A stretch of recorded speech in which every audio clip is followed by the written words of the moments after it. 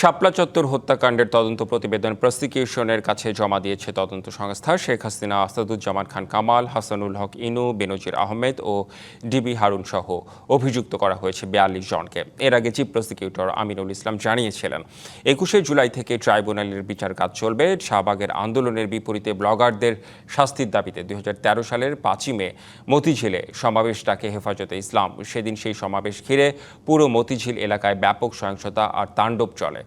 পরে সেই রাতে যৌথ অভিযান চালিয়ে তাদের মতিঝিল থেকে সরানো হয়। ২৪-এর আন্দোলনে আওয়ামী লীগ সরকারের পতনের পর ২০২৪ সালের ২০শে আগস্ট শাপলা চত্বরের ঘটনা নিয়ে ট্রাইব্যুনালে একটি অভিযোগ জমা পড়ে। গত ৩রা মে আন্তর্জাতিক অপরাধ ট্রাইব্যুনালের তদন্ত সংস্থাও ওই ঘটনায় ৩২ জনের প্রাণহানির তথ্য দিয়েছিল।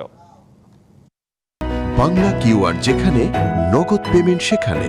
সারা দেশে ১০ লাখেরও বেশি মার্চেন্টে নগদে পেমেন্ট করুন খুব সহজে।